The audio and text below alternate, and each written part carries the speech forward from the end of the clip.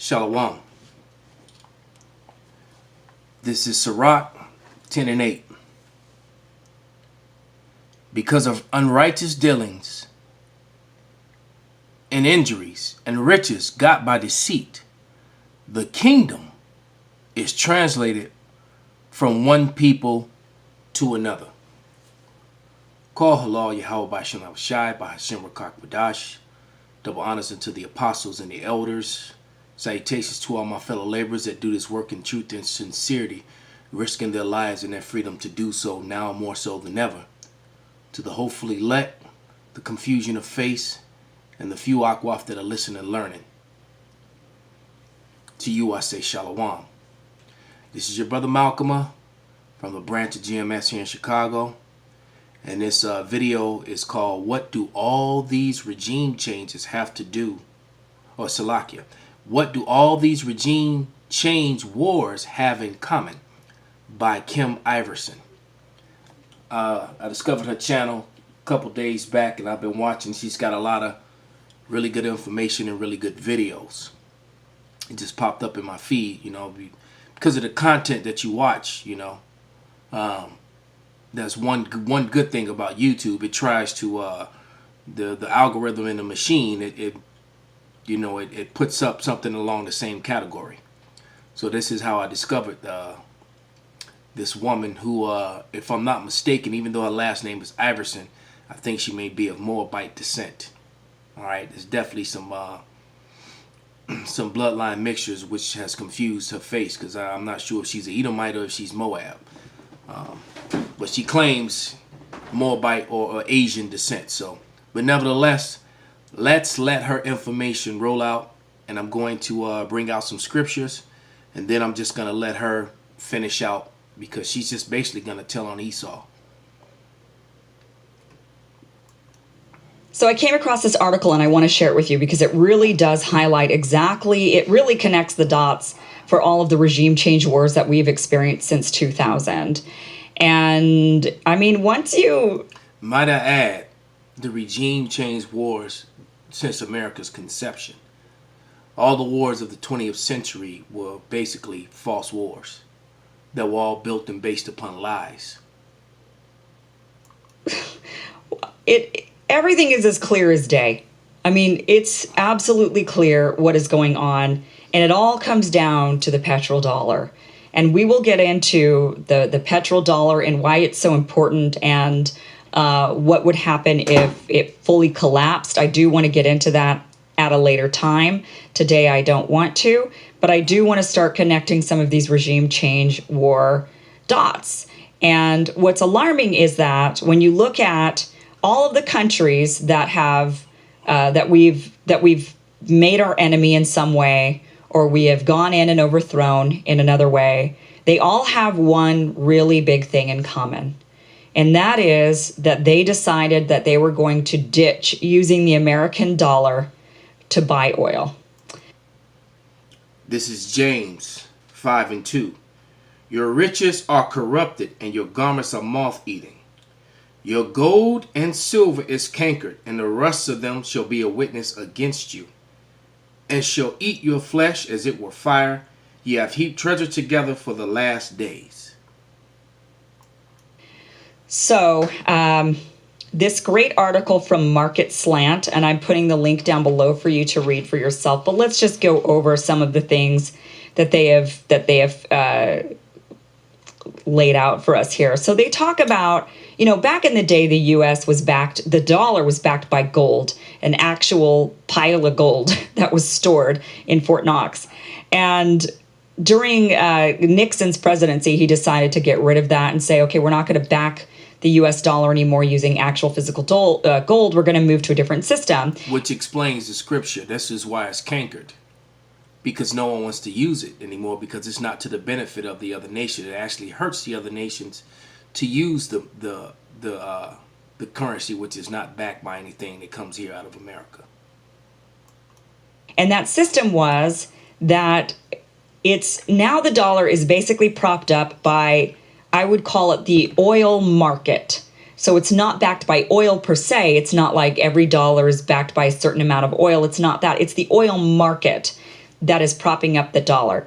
So what happened was we actually struck a deal, and this is important to know. We struck a deal with Saudi Arabia that we would provide for them weapons and we would provide for them security, military security, in exchange for them to buy and sell, make sure that the buying and selling of oil was done in American dollars. And see, the problem with that, it created an imbalance in currency, and it created an imbalance in fairness in deal trades. This is Proverbs 20 and 23. Divers weights are an abomination unto Yahweh, and a false balance is not good. And this is why these nations are now turning against America. Doing this made the dollar extremely strong, and it made the dollar in high demand. Everybody in the world who didn't have an oil reserve of their own would be required, which is the vast majority of the world, would be required to buy and sell oil using the American dollar, which means that these nations needed to get their hands on the American dollar. That made the dollar high demand. It made the dollar very, very valuable. Like I said, that's a whole different story that we're going to get into later of what happens if the dollar is devalued. I'm sure you can imagine, but that is a different topic for another day that I don't want to explore. Right now, I just want to get into connecting these regime change war dots. So, in essence, the deal was the U.S. would agree to military sales and defense of Saudi Arabia, it says here, in return for all oil trade being done in U.S. dollars. So, the relationship between oil and currency gives the dollar its value, and that is the essential thing to know. One by one, certain nations started to say, we don't like this deal, and we don't want to have to acquire American dollars, which cost maybe a lot out of our currency because they have to do an exchange, and maybe the exchange rate is really ridiculous for a particular nation, and it's causing them to spend a lot more on the oil than they normally would because they first have to take their currency, turn it into U.S. dollars, and then they can buy oil, and that can be very, very expensive for a nation. For a nation, as she was saying, and that's that imbalance. And this has caused the nations to rise up against. This is Isaiah 14 and 10. All they shall speak and say unto thee, art thou also become weak as we? Art thou become like unto us?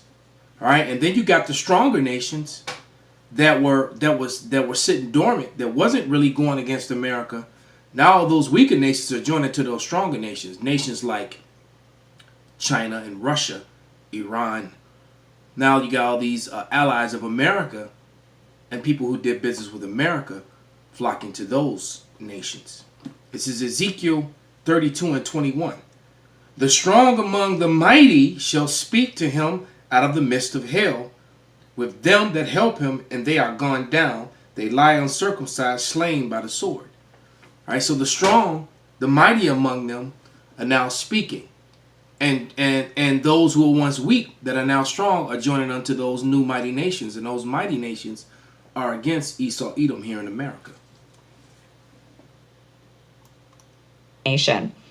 So especially if they're like, why can't I just buy the oil using my own currency? Why can't I buy oil using gold, gold-backed currency or whatever? So one by one, certain nations started to say, we don't really like this, and we're going to come up with a different solution. Now, some of these nations came up with the solution of using the Chinese yen. Some of them came up with the solution of creating their own currency that would be backed by actual gold again in order to buy and sell oil. Some of them, that was pretty much the two options there. I mean, I think some maybe have said that they would try to use the euro, and that would be maybe something that they could possibly do. Now, the nations, this is where we connect the dots. The nations that said, this is the plan, this is what we're going to do. These nations are, Iraq was the first. Then there was Iran and Libya and Venezuela and China and Russia. All the hot spots. And those are the nations. Now, Syria comes into play, but that's a little bit of a different, I want to get into that one here in a second, but let's just think about this. The nations that... Syria it's basically become the battleground. First of all, because it's prophecy. Second of all, is because both Americans and the Israelis want to control the oil that goes through Europe. And Russia has a corner on that market. And putting a pipeline through Syria is the goal of the Israelis and America. And Russia is not having it. They already have a deal with Syria, and they're trying to keep control over their market. And that's what this all comes down to. The same thing with Syria. I mean with Venezuela. The mighty, the strong nations are in battle over who's going to control Venezuela and Syria, which is speeding up this whole world's conflict. Said, we no longer want to use the US dollar to buy and sell oil. China, Russia, Libya, Iraq, Iran, Venezuela. So it's pretty clear what's happening when you see this list. I mean, it just smacks you in the face what's happening here. There are no other countries that I know of. Maybe there are some more, and you can comment down below or send me an email. Go to my website, KimIverson.com, and tell me about, I could be wrong, tell me some other nations that maybe decide that they were going to drop using the US dollar to buy and sell oil. But this is a pretty alarming list, especially when you think about the nations that we're considering to be our enemy or nations that we want to topple. We did topple Iraq and Libya. Look what we did to them. Iraq in 2000 said that they were no longer going to be using the US dollar. And look what happened to them. That was in 2000. 2000, Iraq says, we're not going to use the US dollar. After 9/11, the country that we decide to march into is Iraq, because we said that they had weapons of mass destruction. Why were we not going after Saudi Arabia when 9/11 was largely done by Saudis? What happened? That made no sense whatsoever. That would be like attacking England for something that the Irish did. It made no sense. This is Micah 2:1. Woe to them that devise iniquity and work evil upon their beds. With the morning is light, they practice it because it is in the power of their hand. They covet fields and take them by violence, houses and take them away. So they oppress a man and his house, even a man and his heritage. And they've oppressed the hell out of the Iraqis. Millions of Iraqis died in a war that was all based upon falsehoods and lies. So did Libyans. And what was the other one she mentioned? Now I'm forgetting it. But it was the Libyans, the Iraqis. Yeah, the Libya and Iraq. Those two. Those two countries have been totally toppled, and now they're in Syria, and they're doing the same thing to Venezuela, as this video rolls. In there, so we go into Iraq. We say they've got weapons of mass destruction, and coincidentally, it was shortly after Iraq saying that they were going to drop the US dollar to buy and sell oil. That's coincidental. Why weren't we marching into Saudi Arabia, considering they were the ones who funneled the terrorists into our country to attack us? What's that about? And now we're claiming human rights abuses in Syria and Venezuela. And that's why we've got to go after Venezuela and Syria. And meanwhile, Saudi Arabia took a man and used a bone saw to hack him into pieces. And yet that's not a human rights violation? Because I don't remember a story of Maduro doing that. Do you? I don't have any stories of that. When I look up what human rights abuses Maduro has committed, I can't find anything. I really can't. And I've looked. Esau is a damn hypocrite and a liar, and they're exposed. All right? They're a liar and they're just exposed. They are the wicked. Job 9:24. The earth is given into the hands of the wicked thereof. Salaki, let me just read it instead of trying to quote it.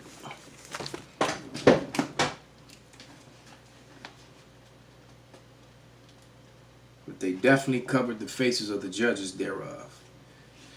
Job 9:24. The earth is given into the hands of the wicked. He covered the faces of the judges thereof. If not, where and who is he? Esau, Edom, is the wicked that the Bible speaks of.